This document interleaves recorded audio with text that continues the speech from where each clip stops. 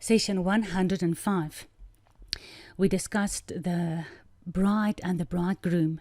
We looked at Deuteronomy 7 and Ezekiel 16. And we look at the book of Isaiah and so many other of the Torah commandments that tells us what this priest can and cannot do. And our priest, our high priest Messiah, from the order of Melchizedek, cannot marry a widow, a harlot, or a wife that is not approved in the way that the God that created heaven and earth wants the bride to be. It cannot be a divorced woman. And that's why there are so many things that happens through the Bible, from Genesis all the way to Revelation, that we sometimes don't understand. But now it starts making sense, doesn't it? Looking at the Torah commandment and then understanding all these things that the prophets are talking about.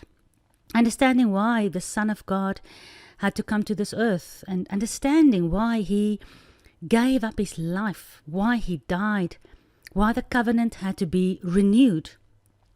Because the widow and the divorced woman and the prostitute could not carry on with the existing covenant as it was originally made.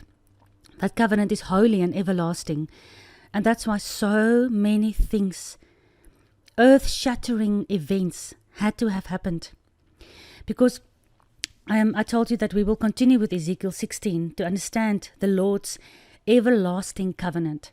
Because after the woman that has left her husband, the woman that has left her first love and prostituted herself with other religions, us as humanity, we have left the God of Genesis, the God of creation, that God that made the sun that you see this morning, that comes up every single morning. There is no other God. There is no other explanation for nature than to believe in a God of creation. And that God has a covenant. And that covenant is everlasting. And it could not be everlasting because we transgressed it. And yet, in his almighty wisdom and mercy, he made another plan. But it's not even another plan. Even that plan in Genesis 3:15 has been explained from the beginning. Nothing is a surprise to this God who created everything from the beginning. And this bride is now being taught, after she has gone through so many other husbands and so many other false ways, and after she has given her heart to everyone else but this Creator God, he explains that he is still the one that wants to lure her back and speak to her while she is in the wilderness. And now that we hear his voice, like Deuteronomy 4 says, we in the last days we hear his voice and we return to him. We are trying to return to our first love. We can continue in the book of Ezekiel in chapter 16. Everything looks lost and hopeless up to verse 43. But now I'm going to read for you from verse 59. Thus says Yahuwah, I will even do to thee as you have done, as you have dealt shamefully in these things, because you transgressed my covenant. I will remember my covenant that I made with you in the days when you were still young, when us as humanity, when us as people, when us, the seed of Abraham, Isaac, and Jacob, now scattered all over the world, but in our infancy, when we were young, when Jacob was still small, when he made that covenant, he will remember it. It's thousands of years later.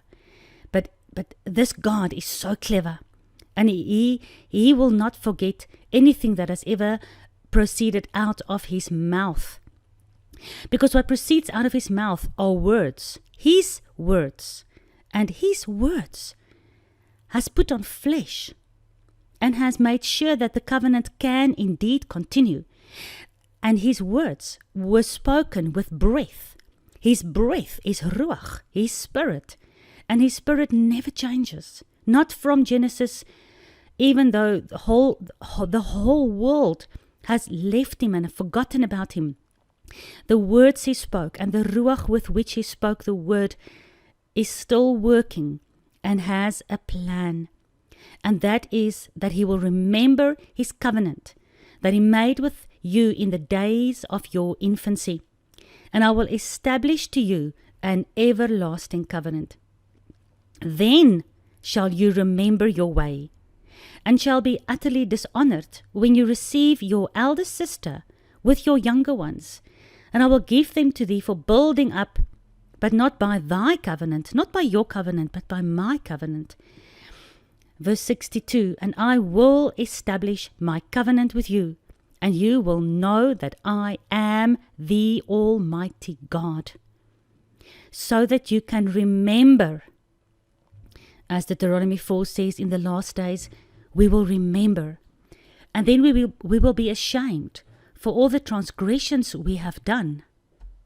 We will begin to understand what it means to be ashamed because of the nakedness that we inherited from Adam and Chava, because of disobedience to this covenant, because of the transgressions of his instructions and his warnings. And we will learn to be ashamed of rejecting his amazing love, which is explained in his covenant. And when we are ashamed, it will be easier for us to repent and return back to him. He promises that we will actually do it. It is written in stone. It cannot be changed. It's written that we will remember in the last days and we will return to him. Ezekiel continues, you may no more be able to open your mouth for your shame. When I am reconciled to you, even for all that you have done, says Yahuwah, it comes to the point when you are caught out as a human race. The Bible also says that in the last days, when everything is over and we stand in front of the judgment throne, imagine for yourself when you are caught out in doing something wrong. You sometimes will stand in front of those against whom you've done wrong, and you will not be able to open your mouth because of your shame and your guilt. And this is what God says. This bride of his, out of every tribe, nation, and tongue, some of the people will remember the covenant, and they will learn to be ashamed, not only for themselves, but for what we as a human race have done against the God who created us and who just wanted to have a relationship with us. And we are not even able to open our mouth because we understand that putting on fig leaves are just excuses. And when we really stand naked and ashamed before our God, we have no more excuses. We can just plead and beg forgiveness. But that is the people that Yahuwah calls to become part of the renewed covenant. Those are the people that he says, when you understand your shame and what you've done to me, and your heart's desire is to return back to me, I will make a renewed covenant with you, and you will be my love again. That's why we have the next prophet, Jeremiah 31 from verse 31. Behold, when those days come, which days? The days that we remember, the days in which we become ashamed, and the days that we understand that we have transgressed his covenant, but we desire to come back into his covenant. Those days will come, says Yahuwah. The days when I will make a renewed covenant with the house of Israel and with the house of Judah. Because remember, the house of Israel is scattered into the Gentile nations. We have forgotten the covenant of Jacob, Israel. And then there's the older sister, the house of Judah. They have somehow remained in the Torah covenant, but they've also transgressed. And they've also gone away, but they were not divorced. We've gone through all those verses. But with both the sisters, and with both the sons, the older son and the younger son that ended up in the pigsty, with both the sticks of Ezekiel 37, the sticks will become one. The bride that has been scattered will be gathered and become one in the hand of the word that became flesh. And God himself, that covenant he made with Abram, Isaac, and Jacob, the covenant with Israel, he will remember, and he will make a renewed covenant, because the days will come when the divorced woman and the widow and the prostitute can return to him with shame and longing to be with him again. And with those people, he will make a renewed covenant. That covenant will not be according to the covenant that I made with their fathers. He's now talking about when Israel came out of Egypt, when he made the covenant at the mountain of Sinai. And he said, these are my laws. Will you do it? And Israel said to Moses, everything the Lord says we will do. It was like, I say, I do. I marry you. And then God said, you my people and I will be your God. A beautiful covenant. And that was written on stone. It was written by the hand of Moses when he spent 40 days and 40 nights without food in the presence of God. And he came down with light shining from his face, beautiful in the way that God made this covenant. But unfortunately, we could not keep it. We as a people did not keep it. So he says, when I make in those days the new covenant, it will not be according to the covenant that I made with their fathers in the day that I took them by the hand to bring them out of the land of Egypt, because my covenant they broke. I was such a good husband to them, but it didn't matter. Although I was a husband to them, they broke my covenant. And God's heart were broken, together with that very first time when he wrote the 10 summary commandments on the stones. And Moses came down and he got so angry. He couldn't believe that the people couldn't endure and wait for their husband's covenant to come down off the mountain. And they started worshipping a false image of God. They made for themselves a false optional religion. Although they called him Yahuwah, and although they said it's a feast day to Yahuwah, it was a golden calf. And the way in which Moses broke those 2 tablets of stone, I can just imagine that's the way in which our Father's heart broke. Because my bride broke my covenant, although I was a husband unto them. And we today, not trying to make excuses for ourselves anymore, or for our forefathers, or for humanity, we understand that we've transgressed. We are ashamed. We repent, not only for ourselves, but for our family and for our forefathers. We confess the sin of our fathers and grandfathers and great-great-grandfathers. And we come before this God and we say, we do now remember. You are showing us and you are calling us back. And we study your word and we can see how you have made covenants. And it's like something inside of us remembers that this is the way it should have been, and we return to you. We come out of the pigsty, out of Babylon, out of Egypt, and we want to walk through the wilderness, although it might be difficult in times, but we want you to take us back into your house, into your promised land, into your covenant, into your temple, and we want to be in covenant with you again and be your bride again. And this is only possible because of the Torah commandments that explains to us legally how this is possible. So I will make a renewed covenant, not in the way I made it with your forefathers at the mountain, because you broke it, although I was your husband. Jeremiah 31 verse 33. But this shall be the covenant that I will make with the house of Israel. After those days, after the days in which you broke the original covenant, says Yahuwah, I will do something else with the covenant. Where it was on stone before, I will now put my law. He talks about covenant, and then in the same breath he talks about law, because his Torah is the marriage proposal. You can do this, you cannot do that, and when you obey my laws, then I will look after you, and I will bless you and not curse you. This is what I will do for you as my bride, and this is what you as my bride must do for me as your husband. after those days, when I'm making the renewed covenant, how will it actually work? It will work in this way. Jeremiah 31:33. I will put my law in your inward parts.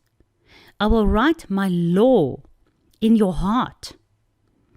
So when we study these instructions, all 613 of them, which is summarized in the 2 that says love your husband and love everyone else, your brothers and your sisters on this earth.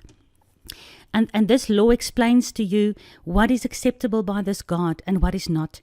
What is good and evil in God's eyes. No longer do we decide what is good and evil under the tree of knowledge.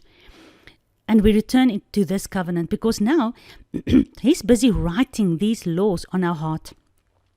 It's no more dead letters on stone. We actually start longing and desiring to please our husband because He saved us out of Egypt. He gave His own manifestation in the flesh, His own Son, His Word. He did so much for us, and now we want Him to be happy with us. He's done everything for us, and we want to now do everything for Him. And He even helps us with that. He makes it easier for us with that. He answers the desires of our heart when His law is written on our heart, because then the desires of our heart is no longer selfish, but it's for Him. And this law written on the heart changes you from a widow, a prostitute, a divorced woman. It changes you back into a virgin through the blood and through the washing of the water, which is the Word, and through the cleansing of the blood, in which is life. And from the redemption of one life for another life, through that whole process we have been looking into detail over the last almost year and a half. Through that process, as the law is written on our hearts, we start loving this law and we start accepting it as being good for us and not bad. God's plans for us are good, not bad. And to follow His law in a world that does not care about it will make it difficult. And yes, we understand the wilderness is difficult. But when we proceed through the wilderness, we will follow Joshua, the messianic picture of Yeshua, into the promised land. We will receive an everlasting life with this husband. We have to go through the washing. We have to go through shame and repentance. We have to go through changing back into that which is acceptable to Him. And that we can only do, as He says, the only way that we can do this is when He puts His law on our heart. Because only people out of all the tribes, nations and tongues, including the Jewish people, only people that has the law of God written in their heart can say that they love God with all their heart. You cannot love God and transgress any of the things that He writes on your heart. Then you are rejecting the stuff that He writes on your heart. So to really love Him with all your heart means that you allow Him to write His entire law on your heart, and then you keep it. And when we keep it because we love Him with all our heart, not because we have to keep the law because we're scared of Him, or we have to keep the law to try and save ourselves. No, we keep it because we love Him. He says, then I will be your God, and then you will be my people. And this He says to everyone out of every tribe, nation and tongue. And He makes it easy because as we were going through the wilderness out of Egypt on our way to the promised land, every Sabbath Moses read the covenant to Israel. Every Sabbath the covenant was read. Moses read it. And when Moses eventually died, Joshua read it every Sabbath. And eventually when the tabernacle became the temple, the priest read the covenant. And sometimes it was called, they read Moses. They read the books of Moses, the Torah, every Sabbath in the synagogues, in the temples, in the houses. People read the Torah every Sabbath. Even if you look at the book of Acts, people were even gathering next to streams, under trees, and they read the covenant. And even all the way up to today, there are so many families and households and small groups and synagogues and messianic churches that reads the Torah every Sabbath. Because as we proceed through the wilderness from Egypt on our way to the promised land, we have to rest every seventh day and remind ourselves and our children of the covenant of God. We read it so that we can remember where we're coming from. I am Yahuwah your Elohim, who brought you up out of the land of Egypt, and who will take you to the promised land. You may have no other God before me. And so we have continued. We still have three more commandments, summary commandments that we have to handle. But as we read the 10 commandments every Sabbath, as Moses did, as David did, Solomon, the prophets, the priests, even Yeshua, he came into the synagogue every Sabbath, the Bible says. Even Paul and Peter and John, every Sabbath they went and they taught the Torah. And they taught the good news of how the bride can return to her husband through Yeshua. And even Gentiles are being admonished when they want to join the olive tree, the house of Israel, and come into covenant with the God of Israel. They are reminded every Sabbath to go wherever they can find somebody that reads Moses, that reads the covenant, that reads the Torah. Every Sabbath we come to a standstill from our busy lives, and we are reminded where we come from, we are reminded where we are going, and we are reminded how to live while we are on our way. All right. Acts 15. And this agree the words of the prophets, as it is written. After this will I return, says God, and I will build again the tabernacle of David, because it has fallen down.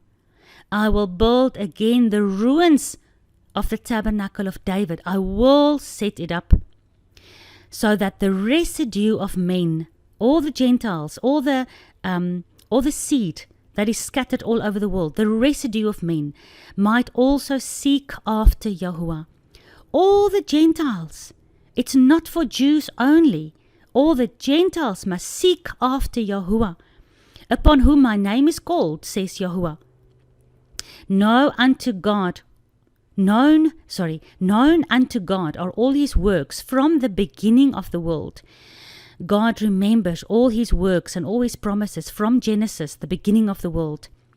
Wherefore my sentence is this, says James in Acts 15 verse 19, that we don't trouble the Gentiles, which are that are trying to turn to God. With all these Jewish laws, because the Jewish Pharisees tried to force the Gentiles to become circumcised before they turned to God. And James says, no, God is a God of love.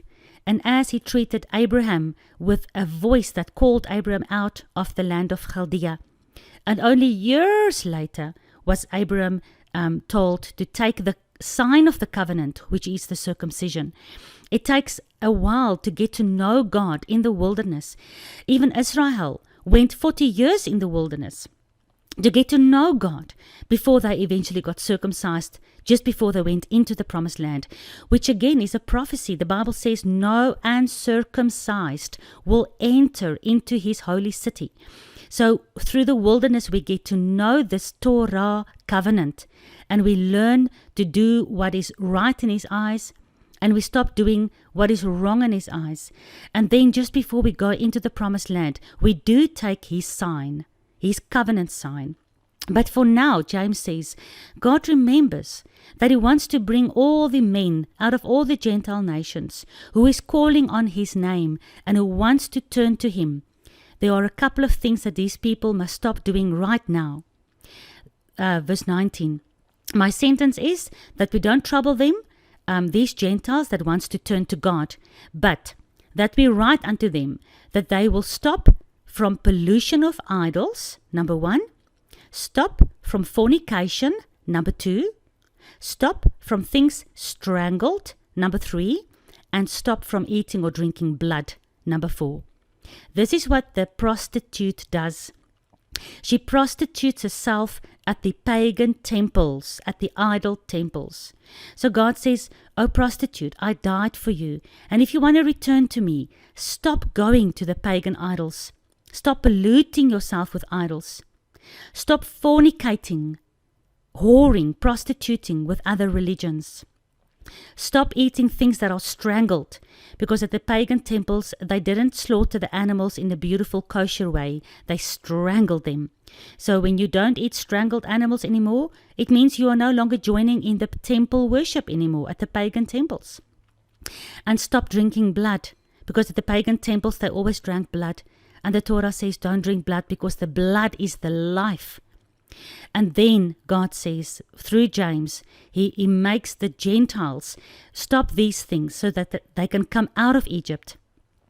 And now while the Gentiles, just as Israel, just as me and you today, now that we have stopped doing the things of Egypt, we can, every Sabbath, while we are in the wilderness, we can learn about the covenant. Because James says in Acts 15 verse 21, "For Moses of old times has in every city those that preach him, and Moses in every synagogue is being read aloud every Sabbath day." So James is saying the same thing as we've discussed now with Ezekiel and Jeremiah and Deuteronomy and Leviticus. The bride, the whoring lost sheep of the house of Israel, the Gentile nations, the seed scattered into the Gentile nations, the prostitute that is caught in her prostitution, comes before Yeshua, and he doesn't throw her with stones. He gives her grace, and she repents, and she is ashamed, and she stops polluting herself with idolatry. And then she starts learning everything that Moses wrote in the covenant. Because James says, and he's basically talking to the New Testament church, right? As the church teaches today, the New Testament church is different from the bride of the Old Testament. No, it's not. Because he says, you that come out from the Gentile nations, you will have in every city, go and look for them who preach Moses. In every synagogue, in every city, every Sabbath. And learn the Torah. That is the way for the bride to learn, to get to know her husband and to please him and to be obedient to him every Sabbath as she walks through the wilderness on her way to the promised land. Because God's biggest desire is to be rejoined and restored with his runaway bride. Finally, God's desires of his heart can also be fulfilled as we, scattered all over, starts remembering this covenant and returning to it under the grace and mercy and blood of the Pesach Lamb. And we walk through the wilderness in the Torah way, and we will enter into the promised land. And we will again, finally, live with this husband who has never, ever stopped loving us.